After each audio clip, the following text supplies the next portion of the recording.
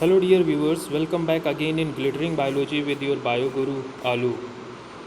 Once again, I am along with you on behalf of your school with my new lecture related with unit 2nd of your book, that is Genetics and Evolution. From this unit, I am just going to select the first chapter, that one is the Principles of Inheritance and Variation. According to the latest syllabus, you need to study this entire chapter, in which we need to study about the heredity, variation, Mendelian inheritance, deviations from the Mendelism, incomplete dominance, codominance, multiple allele, inheritance of the blood groups, pleiotropy, elementary idea of the polygenic inheritance, chromosomal theory of inheritance, chromosomes and genes, sex determination in humans, fruit fly, birds and honeybee, linkage and crossing over, mutation, Mendelian disorder in humans, chromosomal disorder in humans. Beside these all things, explanation of the terms heredity and variation, Mendel's principle of inheritance, reasons for Mendel success. A lot of content from this chapter you will just discuss one by one along with me. So, hope you are not new to understand the things what we are just going to discuss right now, because these contents are related with the standard 10th books also. Now we are just going to elaborate that contents on the broader level.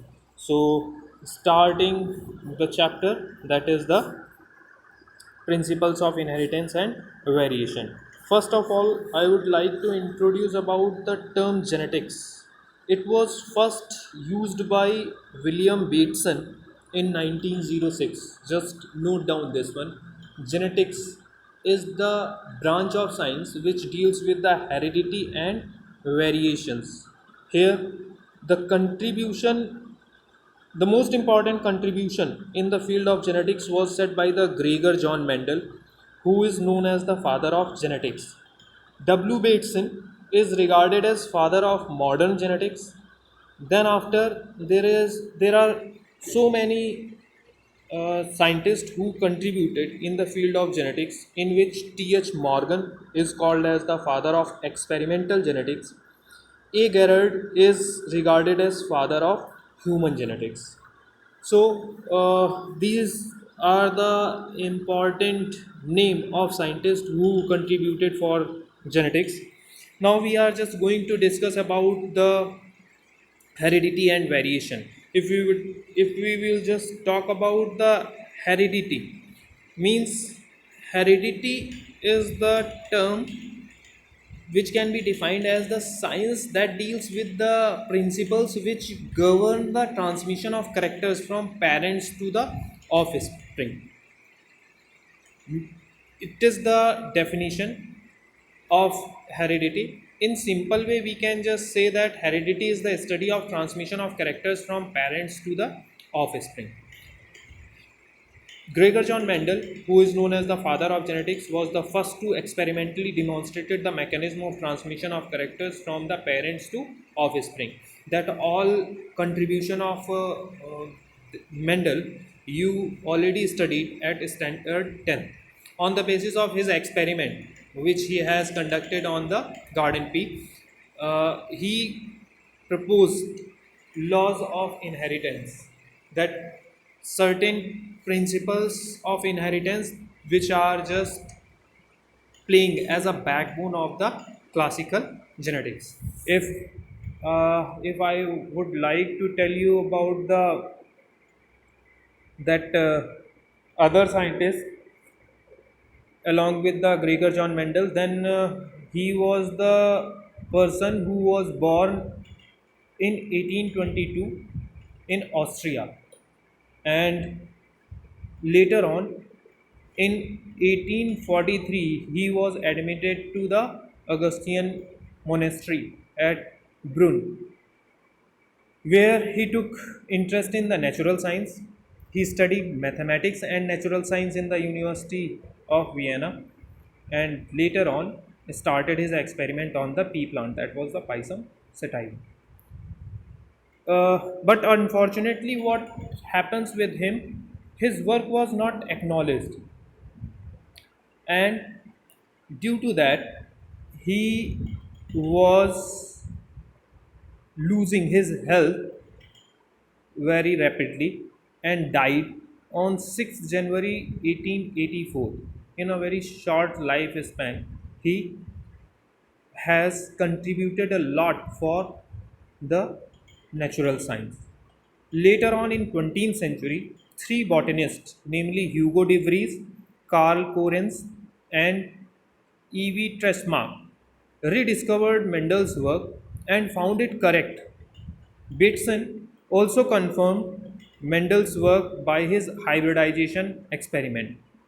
So that is all over the history about the Mendel's work and three other scientists who contributed and set provided the evidences for the Mendel's contribution after his death. If we will just talk about the here, the another term is given about the variations are just representing what, that one is whenever the though the offsprings resemble their parents, these are the differences. Variations are dissimilarities which are just present along with the offsprings. So have a look of this one. The all the offsprings are not identical to their parent. Usually they are having some dissimilarities among the related individuals or the members of the species, that are called as the variations. There is one more word is given about the clone and offspring. What do you mean by the clone? The identical individuals produced from the single parent is known as the clone. The members of group of clones that are called as the ramets, that I introduced in the previous video also. Here offspring term is strictly used for the progeny produced by the sexual reproduction. Progeny produced asexually by budding, fission, spore formation or grafting and layering forms a clone. Identical twins are also cloned to each other, though they are offsprings of their parents. So here it is given about the that difference between the clone and offspring. You need to study about that things. Then after this, here it is, I'm just going to start about the Mendel's work. What it was, Mendel's work remained unnoticed for about 34 years. Because what was the reason why it was unnoticed? It is mentioned in your book. The results were published in an obscure journal. Scientists were preoccupied with the controversy thrown up by the Darwin's theory of origin of species. Scientists of the period were ignorant about the cytological basis of heredity. Mendel's concept was far ahead for his time, and Mendel used mathematical basis to explain the results of crossbreeding. Use of mathematics to explain biological phenomena was totally new and unacceptable to the biologists of that time. So that is the reason due to which his contribution was not accepted by all scientists. And what was the reason for the Mendel success? That one is given here on the next page. That is, Mendel studied inheritance of one character at a time, whereas earlier scientists who was working regarding this field, they are just considering the organism as a whole. Then second point it is given, the Mendel carried out experiments up to the second and third generation, means progeny by progeny he studied the characters in sequence with individual unit. He maintained the statistical record that you know very well. He has proposed the ratio of the offsprings, uh, how they are responding in the next generation to next generation. Crossbreeding was done between the parents of pure life. That one is also a concept. Then Mendel's experiment dealt with the large sample size, means with the different types of characters, he chosen the individual character at one time and followed it for the longer time period. What was the advantage regarding the selection of pea plant? That one is also important, that he has selected the garden pea plant for his experiment. And what is the reason behind that one? That first one, this these all things what we are discussing, that was related with the 10th standard. So hope you are just recalling the content. That first I told in the 10th standard, that was the short lifespan. And second was the pea plant has the bisexual nature of flower. Third, we can just keep that suitable structure and shape of flower for cross pollination. Even more number of contrasting characters can be identified. Self fertilization could easily be controlled. That are the special things which are related with the Mendel's success and selection of specific plant for his experiment. Now, after that, I would like to tell you about the characters what he has selected for his experiment. So, first of all, we need to know about the dominant and recessive characters related with this content.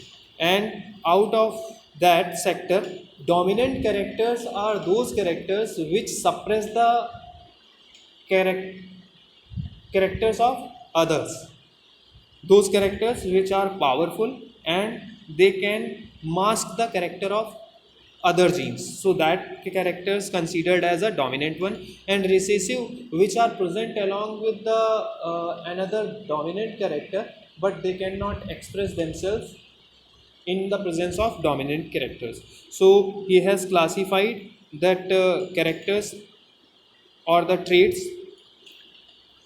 into dominant and recessive, while he has chosen the seven criteria for his experiment. First criteria was the seed shape, second was the seed color, third was the flower color, fourth was the pod color, and fifth was the pod shape, sixth was the flower position, and the last was the stem height, which we will just took in his experimental explanation. So, what was the condition regarding that one? In that, whenever we will just choose the seed color, then we will just take the two characters. One character is the color of seed yellow, then it will be considered as a dominant, and whenever it is the having green color, then it will be the recessive. Seed shape, whenever it will be the rounded, then it will be dominant, and whenever it is wrinkled, then it is recessive. Flower color, whenever we will talk, then pink, violet, or purple color are just considered as the dominant character, while the white color will be just represented as a recessive character. Pod color, if we will just take the green pod, then it is the dominant, and yellow pod will be the recessive one. Pod shape, full or inflated, then it will be the dominant. Constricted condition of the pod will be the recessive one. Flower position axial, if it is, then it is considered as a dominant, while it is terminal, means where the branch is going to be end, then it will be the recessive. And whenever we will talk about the stem height, then it will be the tall, which one will be considered as a dominant, and the recessive one will be the dwarf. So this is all over for today's lecture. Hope you will just find out that content from your book and revise the content of that much pages. On in the next lecture we will just discuss about the few other important topics related with chapter. Thank you everyone.